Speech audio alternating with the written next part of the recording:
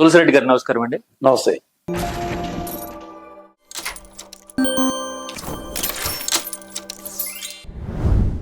దేశంలో ఎక్కడా లేనట్టుగా ఏ రాష్ట్రం చేయనట్టుగా ఇంత అప్పులు జరుగుతా ఉన్నాయంటున్నాం కదా. కొత్తగా తెచ్చిన పథకాలు గానీ పూర్తి చేసిన ప్రాజెక్టులు గానీ లేవు. ఇప్పుడు సపోజ్ పోలవరం లాంటిది 12 ఏళ్ల కిందట ఏం మాట్లాడుకున్నామో, ఎప్పుడు పూర్తి అవుతుందని ఎదురు చూసామో, ఇప్పటికీ అలాగే ఎదురు చూసే పరిస్థితి. ఎందుకని ఆర్థికం దిగజారుతోంది, ప్రాజెక్టులేమో పూర్తి కాని పరిస్థితి. ఎస్పెషల్లీ పోలవరం లాంటివి. ఇలాంటి పరిస్థితి ఎందుకు వచ్చిందంటారు? మొత్తం ఓవరాల్ గా సాగునీటి ప్రాజెక్టులు పోలవరం స్పెసిఫిక్ గా మనం ఆలోచిస్తే గతంలో కాంగ్రెస్ ప్రభుత్వాలు ఈవెన్ నీలం సంజీవ్ రెడ్డి గారి నుండి కిరణ్ కుమార్ రెడ్డి వరకు తీసుకుంటే టోటల్ బడ్జెట్ లో ఇరిగేషన్ కు దాదాపు 15 నుంచి 17% కేటాయించేటి, ఖర్చు పెట్టేటి. అందువల్ల మనకు శ్రీశైలం రిజర్వేర్ గానీ, లేకుంటే నాగార్జున సాగర్ గానీ, ప్రకాశం బ్యారేజ్ గానీ, ధవళేశ్వరం బ్యారేజ్ గానీ, ఇవన్నీ ఈ రోజు ఆంధ్రప్రదేశ్ లో చెప్పుకోదగ్గ ప్రాజెక్ట్ ఉంటే ఈ 4 చెప్పుకోవాల్సిందే, కంప్లీట్ అయినటి. ఇవన్నీ కూడా గతంలో కాంగ్రెస్ ప్రభుత్వ హయాంలో వచ్చినట్టే. తర్వాత తెలుగుగంగ, గాలేరు నగరి, హంద్రీనేవా, వెలుగొండ, ఇవన్నీ రామారావు గారి మానస పత్రికలు. కానీ దాంట్లో సింహభాగం ఖర్చు పెట్టింది మళ్ళీ కాంగ్రెస్ హయాంలోనే.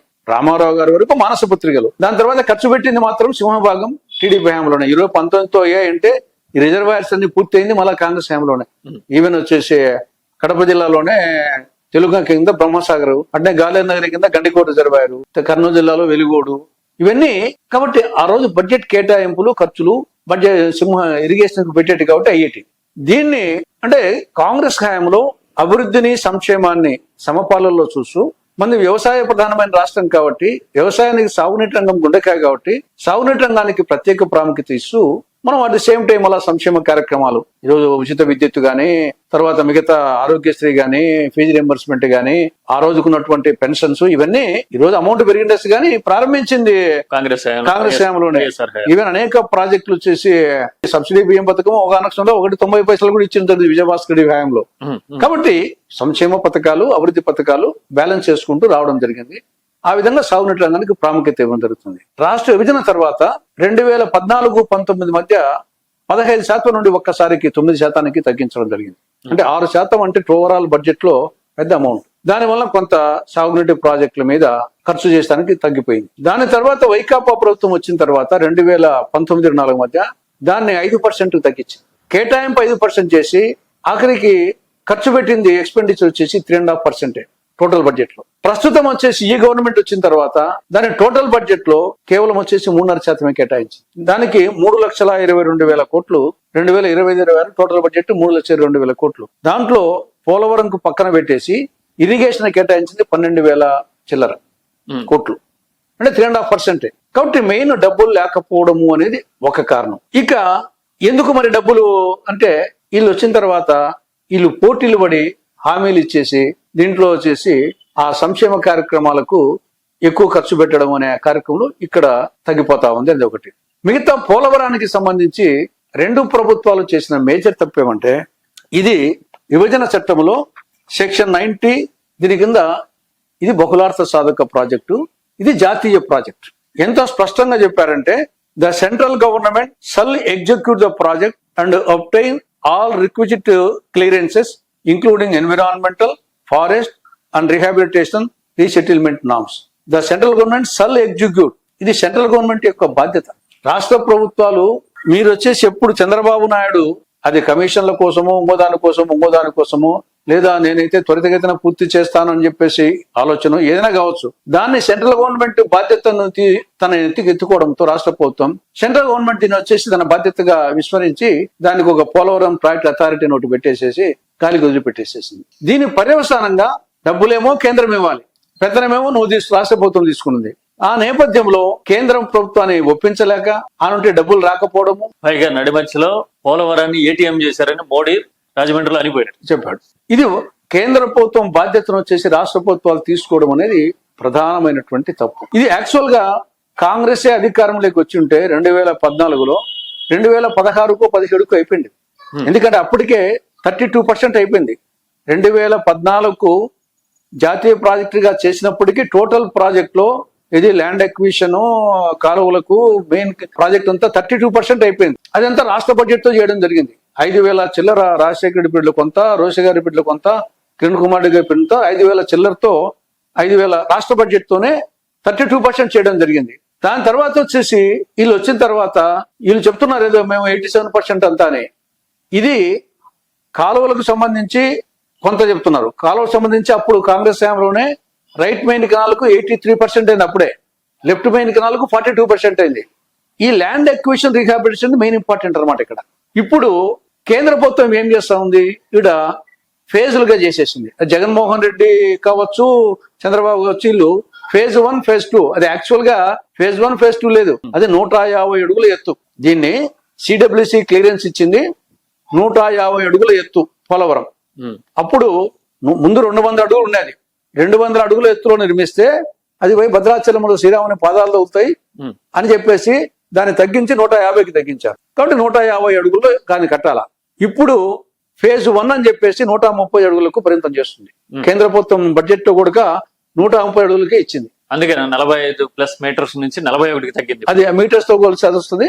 అడుగుల్లో చూస్తే 150, 135. ఇది 150 ఉంటేనే ఇది గ్రావిటీ ప్రాజెక్ట్. 135 అడుగులు ఉంటే ఇది లిఫ్ట్ ఇరిగేషన్ ప్రాజెక్ట్. కాలువలకి నీళ్లు పోవు, కుడి కాలువలకి నీళ్లు పోవు. ఇది ఎవరు వైఫల్యం అంటారు పోలవరం ఎత్తు తగ్గించడం? ఇది కేంద్ర ప్రభుత్వము వాళ్ళకు మెయిన్ ఇక్కడికి ఎత్తుపై తల్లికల్లా ఎక్కువ భూమి సబ్మర్జ్ అవుతుంది. రీసెటిల్మెంట్ రీహాబిలిటేషన్ కు అమౌంట్ ఎక్కువ ఇవ్వాల్సి వస్తుంది. దానికే ఇప్పుడు దాదాపు 35,000 కోట్లు ఈ మధ్య డిఫరెన్స్ కి రీసెటిల్మెంట్ రీహాబిలిటేషన్ కి తేడా వస్తుంది. దాన్ని తప్పించుకునే దానికోసము కేంద్ర ప్రభుత్వం వచ్చేసి వాళ్ళు ఈ ఫేజ్ 1 కి అప్రూవ్ చేశారు. దీనికి మరి మన మద్దతు మీద, మన పార్టీల మద్దతు మీద కేంద్రం ఆధారపడి ఉన్నప్పుడు ఒప్పించి సాధించే పరిస్థితి లేదా? చేయాలి కదా. కాబట్టి ఆడ రాష్ట్ర ప్రభుత్వం యొక్క బలహీనత అన్నది తెలుస్తా ఉంది. చట్ట ప్రకారంగా కేంద్ర ప్రభుత్వం డబ్బులు ఇవ్వాలి. సిడబ్ల్యూసి క్లియరెన్స్ ప్రకారంగా 150 అడుగులు. బచావత్ ట్రిబ్యునల్ కేటాయింపులు, గోదావరి ట్రిబ్యునల్ కేటాయింపులు చేసి 150 అడుగులు దృష్టిలో పెట్టుకుని కేటాయించింది నీళ్లు. మీరు మీ యొక్క సపోర్ట్ తో వచ్చేసి చంద్రబాబు నాయుడు సపోర్ట్ తోనే ప్రభుత్వం మనుగడ సాగిస్తా ఉంది. ఇటువంటి పరిస్థితుల్లో కూడా దీన్ని సాధించుకోలేకపోతే ఇంకా ఇది నీకు అసమర్థతకు ఇంతకంటే గీటురాయి ఉంది. అయితే ఇక్కడ ఒక పాయింట్ సార్, 2017లో అసెంబ్లీ ప్రాంగణంలో పవర్ పాయింట్ ప్రెజెంటేషన్ ఇచ్చారు అప్పట్లో ముఖ్యమంత్రి చంద్రబాబు. పోలవరం అనేది అసలు వరప్రదాయిని ఆంధ్రప్రదేశ్ కి 13 ఉమ్మడి జిల్లాలుగా, అప్పుడు 13 జిల్లాలు, 13 జిల్లాల్లో ఉన్న రిజర్వాయర్స్ అన్ని నింపుకోవడానికి కావాల్సిన కెపాసిటీ, పంపింగ్ ఎబిలిటీ పోలవరానికి ఉంది.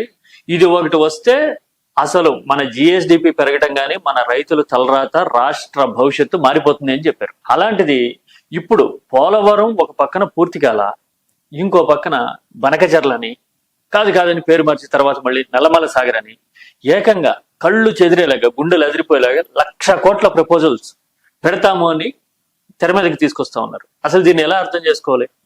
ఇది మరో కాళేశ్వరం. పోలవరము, బనకచర్ల గాని ఇది మరో కాళేశ్వరం. కాళేశ్వరం ఏ విధంగా గుదిబండ అయిందో తెలంగాణకు, ఇదే కేసీఆర్ వచ్చేసి అప్పుడు కాళేశ్వరం గురించి చెప్పి ఆఖరికి ఏమైంది, కాళేశ్వరం వచ్చేసి గుదిబండ అయింది. అప్పులేమో పెరిగిపోయినాయి, దానివల్ల ప్రయోజనం లేదు. ఇది మరొక గుదిబండ అవుతుంది. కాకపోతే ఏమంటే ఆడ కేసీఆర్ కమిషన్ల కోసమే చేపట్టినాడు, ఇక్కడ ప్రపోజల్ వచ్చేసి కమిషన్ల కోసమే. ముందు డిపిఆర్ ప్రిపరేషన్ కే కొన్ని కోట్లు, ఆ కోట్లలో మళ్ళీ వచ్చేసి కమిషన్లు. మీరు చెప్పినట్లు అమ్మకు అన్నం పెట్టని ప్రబుద్ధుడు పిన్నమ్మకు బంగారు గాజులు చేస్తా అన్నట్లు ఆల్రెడీ ఉన్న ప్రాజెక్టులకే దిక్కు లేదు. అన్నమయ్య ప్రాజెక్టు అది ఒక మధ్య తరహా ప్రాజెక్టు 2021లో కొట్టుకుపోయింది. మొత్తం ప్రాజెక్టే కొట్టుకుపోయింది. ఆ గేటు రిపేర్ చేయడానికి 5 కోట్ల రూపాయలు డబ్బు ఇవ్వని కారణంగా మొత్తం ప్రాజెక్టే కొట్టకపోతే దాన్ని జగన్ ప్రభుత్వము దాన్ని పట్టించుకోలేదు. వీళ్ళు వచ్చి 19 నెలలు అయితే వీళ్ళు పట్టించుకోవడం లేదు. ఇంకా మిగతా తెలుగుగంగ ప్రాజెక్ట్ ఎప్పుడు ఇది 1983 ఇందిరాగాంధీ గారు, ఎంజి రామచంద్రను, ఎన్టీ రామారావు గారు వచ్చేసి శంకుస్థాపన చేశారు 1983. ఇప్పుడు 2026, 40 సంవత్సరాల పైన అయింది. ఇప్పటికీ వచ్చేసి రిజర్వాయర్స్ అయినాయి, ఒక్క కాలువల ద్వారా నీళ్లు బారింది ఒక్క ఎకరాకు లేదు. అదేవిధంగా గాలేరు నగరి 1986, హంద్రినివా 1986, వెలుగొండ 1998. 40 సంవత్సరాలు 30 సంవత్సరాల పొందడానికే దిక్కు లేదు. దాని గురించి ఆలోచించకుండా, అన్నమయ్య ప్రాజెక్టు మీద ఆలోచించకుండా, పోలవరం పూర్తి చేస్తానని ఆలోచించకుండా, పోలవరము బనకచెర్ల, పోలవరం నల్లమల సాగరు ఎంత చెప్తుందా, అమ్మకు అన్నం పెట్టని ప్రబుద్ధుడు పిన్నమ్మకు బంగారం గాజు చేస్తా అంటే ఎలా ఉంటుందో అలా ఉంటుంది. అంటే ఇప్పుడు మీరు చెప్తున్నది ఏపీలో స్థూలంగా పైన పోలవరం పూర్తయితే అటు ఉత్తరాంధ్రకి ఇటు కృష్ణా డెల్టాకి అప్ టు ఈ స్ట్రెచ్ అంతా ఇంపాక్ట్ ఉంటుంది. కిందన రాయలసీమలో గాలేరు నగరి కానీ హంద్రీ నివా మొత్తం ఇది కంప్లీట్ చేస్తే, అలాగే శ్రీశైలం బేస్డ్ గా ఉంటే వెలిగొండ కంప్లీట్ చేస్తే మొత్తం ఏపీ మొత్తం పారే పరిస్థితి ఉంటుంది. దీని అంతటికి ఎంత ఖర్చు అవుతుంది? నాకు తెలిసి ఇప్పుడు ఒక 30,000 crores ఖర్చు పెడితే ఈ 1 year లో కానీ 2 years లో కానీ ఇవన్నీ అయిపోతాయి. ఒక పోలవరం మాత్రము phase 2 రావాలంటే సెంట్రల్ గవర్నమెంట్ వచ్చేసి అది ఒక 35,000 చేయాల్సి వస్తుంది. మిగతా రాష్ట్ర బడ్జెట్లకు తెలుగంగా, గాలేరు నగరి, హంద్రీనీవా, వెలిగొండ, మిగతా చిన్న చిన్న ఎన్నిల్చి ఒక 30,000 కోట్లు అయితే అన్ని అయిపోతాయి.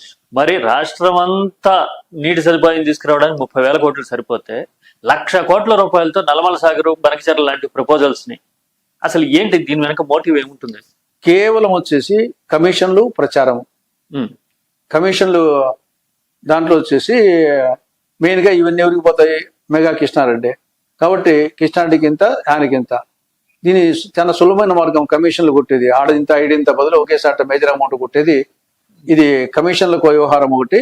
రెండవది, ఈయన ఏదో పెద్ద చాలా దూరదృష్టి గల రాజనీతిజ్ఞుడు, మొత్తం అని ఒక సమాజానికి సమాజ ఉద్ధారకుడు అనే ఒక కీర్తి తెచ్చుకోవాలనే ఒక దురద, ఇంకా ఆ దురదతో ఒకటి, రెండవది కమిషన్లు. ఈ రెండు తప్ప ఏమాత్రం వచ్చేసి ప్రాక్టికల్ గా ఆలోచించడం లేదు.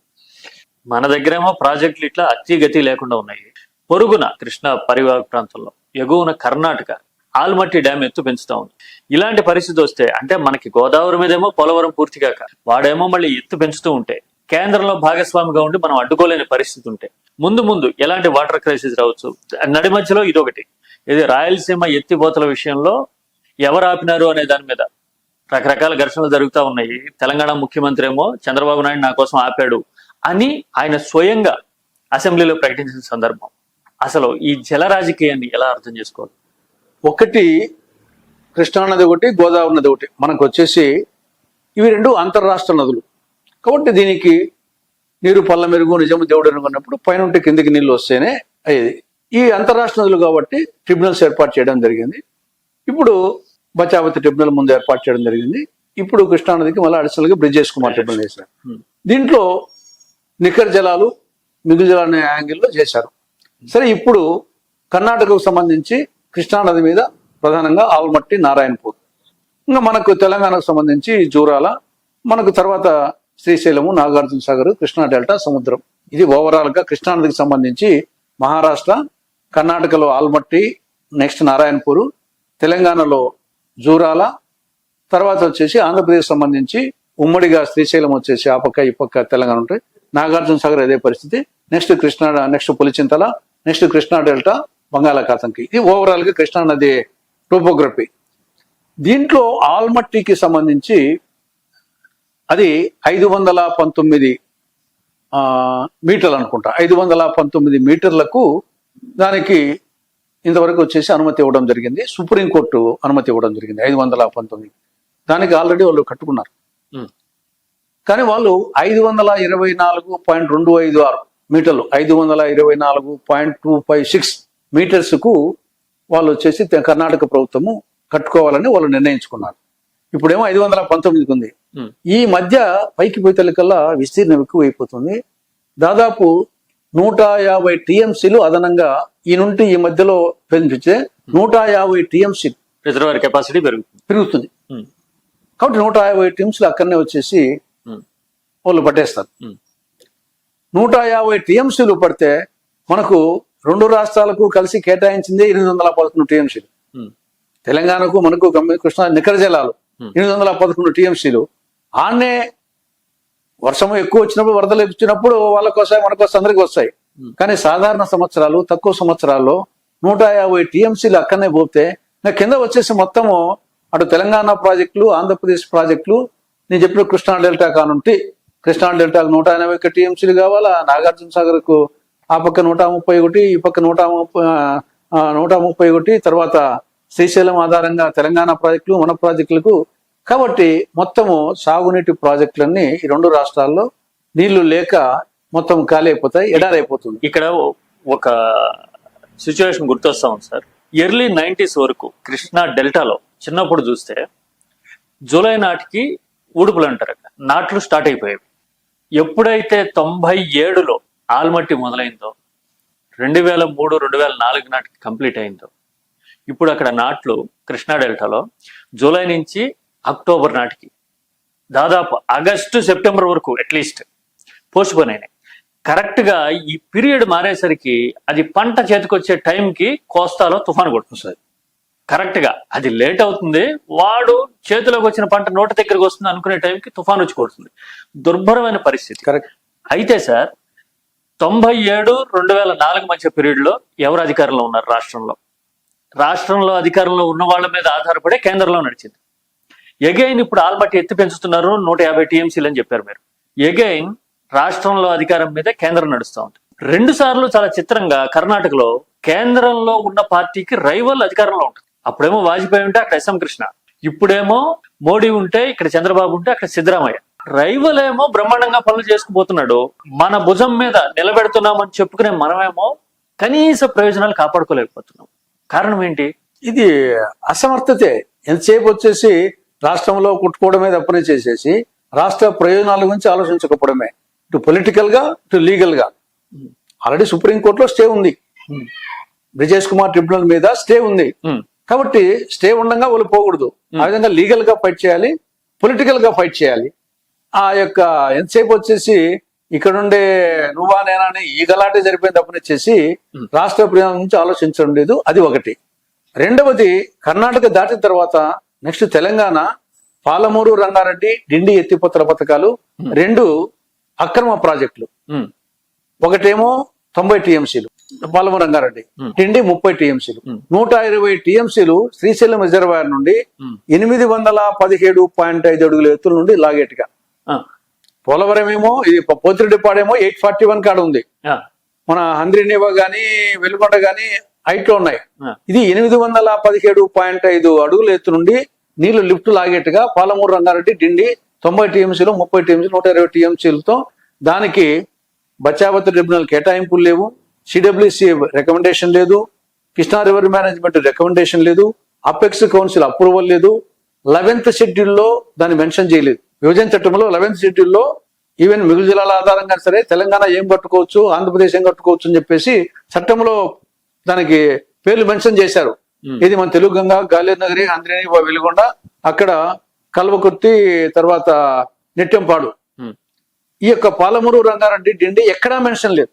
అటువంటి కేసీఆర్ కమిషన్ల కోసం వచ్చేసి మొదలుపెట్టి ఇప్పటికి 35,000 కోట్లు ఖర్చు పెట్టారు. రేపు ఆ 90 + 30 120 టీఎంసీలు ఆల్మట్టి ఏమో 150 టీఎంసీలు తీసుకొని వీళ్ళు 120 టీఎంసీలు కింద నుండి లాగేస్తే మొత్తం వచ్చేసి ఇంకా కృష్ణా డెల్టా కానుంటి నాగార్జున సాగర్ కుడి ఎడమలు మొత్తం శ్రీశైలం ఆధారంగా ఉన్నటువంటి మన ప్రాజెక్టు తెలుగు గంగా, గాలేరు నగరి, హంద్రీనేవా, వెలుగొండ అన్ని నిరుపయోగం. మరి ఇలాంటి పరిస్థితుల్లో 817 లెవెల్ దగ్గర పాలమూరు రంగారెడ్డి డిండి లాగుతూ ఉంటే అంతకంటే దిగువన 800 ఆర్ అంతకంటే తక్కువ రాయలసీమ ఎత్తిపోతలు పెట్టి నేను సగటున కమ్సే కమ్ 3 టీఎంసీలు ఎత్తిపోస్తాను అని మొదలు పెట్టాను, దాదాపు పూర్తి చేశాను రాయలసీమ ఎత్తిపోతల. దాన్ని చంద్రబాబు అడ్డుకున్నారు అని జగన్ వాదిస్తా ఉన్నారు కదా. అసలు రాయలసీమ ఎత్తిపోతల ఆపటము అనేది రాయలసీమ ప్రాంతం మీద, ఏపీ మీద, అంటే ప్రకాశం నెల్లూరు వరకు ఉంది కాబట్టి ఏపీ మీద ఎలాంటి ప్రభావం చూపిస్తుంది? దీనికి మెయిన్ సమస్య ఎక్కడ? దీనికి రోగం ఒక చోట, చికిత్స మరో చోట. పంటి నొప్పికి తుంటి మీద కొట్టినట్టుంది. ఇక్కడ సమస్య అంతేమే, పాలమూరు రంగారెడ్డి డిండి ఎత్తిపోతల పథకాలు వాళ్ళు కింద నుండి లాగుతారు కాబట్టి మనం అంతకన్నా కింద పోవాలా అనే యాంగిల్. కానీ యాక్చువల్ గా మనం చేయాల్సింది పాలమూరు రంగారెడ్డి డిండి ఎత్తిపోతల పథకాలను గతంలో చంద్రబాబు నాయుడు ప్రభుత్వం కానీ, జగన్ ప్రభుత్వం కానీ, ఇప్పుడు ప్రభుత్వం కానీ దాన్ని కృష్ణా రివర్ మేనేజ్మెంట్ బోర్డు ద్వారా, అపెక్స్ కౌన్సిల్ ద్వారా దాన్ని స్టాప్ చేయాలి ముందు. పాలమూరు రంగారెడ్డి ఎత్తిపోతల పథకాలు అవి లేకుండా పోతే కృష్ణా రివర్ మేనేజ్మెంట్ బోర్డు ఆధిపత్యంలో వచ్చేసి ఈ యొక్క మెయింటెనెన్స్ శ్రీశైలంలో ఎండిడిఎల్ మినిమం డ్రా లెవెల్ అనేది ఉంటుంది. అది 854 ఫీట్ పెడితే 885 శ్రీశైలం మొత్తం హైట్ వచ్చేసి 885 ఫీట్. పోలవరం ఉండేది పోతిరెడ్డిపాడు 841. దీని ఎండిడిఎల్ లెవెల్ 844 పెట్టాలని గతంలో ఒక జీవో ఇవ్వడం జరిగింది. దాన్ని మెయింటైన్ చేస్తే ఆటోమేటిక్ గా పోతిరెడ్డిపాడు హెడ్ రెగ్యులేటర్ కు నీళ్ళు వస్తాయి. అప్పుడు రాయలసీమ లిఫ్ట్ ఇరిగేషన్ అవసరం ఉండదు.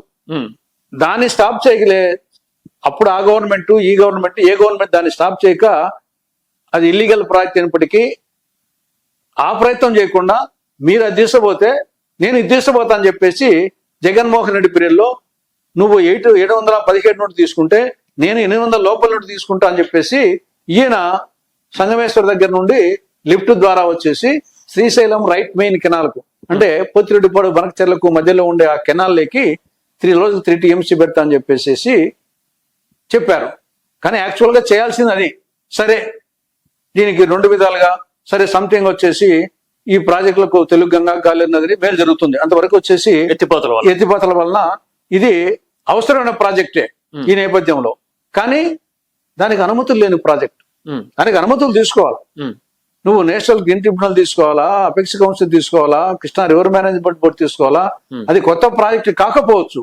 కానీ ప్రస్తుతం వచ్చేసి మొత్తము గోదావరి కృష్ణ అంతా కృష్ణా రివర్ మేనేజ్మెంట్ బోర్డు పరిధిలోకి పోయింది. ఆడ గోదావరి పోలవరం మొదలు పెట్టినప్పుడు కూడా అన్ని అనుమతులు లేవు. ఓవర్ పీరియడ్ ఆఫ్ టైం సాధించాము. అలాగే రాయలసీమ ఎత్తిపోతలకు కూడా అనుమతులు సాధిస్తాము, అది మా వ్యూహం అని జగన్మోహన్ రెడ్డి చెప్తా ఉన్నారు కదా.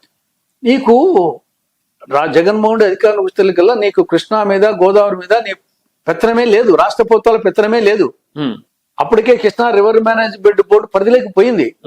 అంతకుముందు మనకు మిగులు జలాలు, అంతకుముందు మనకు కింది రాష్ట్రం మంది మిగులు జలాల ఆధారంగా మనకు బచావతి ట్రిబ్యునల్ ఉన్నాయి. మిగులు జలాలు వచ్చేసి ఇది హక్కు కాదు స్వేచ్ఛని ఇచ్చాడు. ఆ స్వేచ్ఛ ఆధారంగా మనం కట్టుకుంటూ వచ్చాం. బచావతి ట్రిబ్యునల్ లో నికర జలాల పోను మిగులు జలాల మీద కింది రాష్ట్రానికి స్వేచ్ఛ ఇచ్చారు. అప్పుడు ఉమ్మడి రాష్ట్రము అటు తెలంగాణ ఆంధ్ర కలిసి ఉన్నాయి కాబట్టి దాన్ని బేస్ చేసుకొని తెలంగాణలో కొన్ని ఇక్కడ కొన్ని తెలుగు గంగా గాలేరు నది అందరినివా ఇవన్నీ కూడా మిగులు జలాల ఆధారంగానే నికర జలాలు లేవు. కానీ అప్పటికి మనకు కింది రాష్ట్రానికి ఆ యొక్క స్వేచ్ఛ ఉన్నది కాబట్టి కట్టుకున్నాం. దీనికి ఇప్పుడు మొత్తం నదులు మీ యొక్క ఆధ్వర్యంలో లేవు. ప్రతిదీ వచ్చేసి మీరు వచ్చేసి తీసుకోవాలా. అలాంటిది తీసుకోవాలేదు. నువ్వు సరే ఎన్డీడీబీ నేషనల్ గ్రీన్ ట్రిబ్యునల్ వచ్చేసి 2020లోనూ 2021లోనో స్టే ఇచ్చింది. మరి దాన్ని వచ్చేసి స్టే వెకేషన్ కోసం కృషి చేసి ఉండాలి కదా. జగన్మోహన్ రెడ్డి దాని తర్వాత 3.5 సంవత్సరం పాటు అధికారంలో ఉన్నాడు. నువ్వు నీళ్లు ఇచ్చింది లేదు, స్టే వెకేట్ చేసింది లేదు. పోనీ జగన్మోహన్ చంద్రబాబు నాయుడు వచ్చిన తర్వాత 18 నెలల్లో ఆయన స్టే వెకేషన్ ప్రయత్నం చేసింది లేదు. ఆ యొక్క విధానం ఏమో లిఫ్ట్ ఇరిగేషన్ అవసరమే.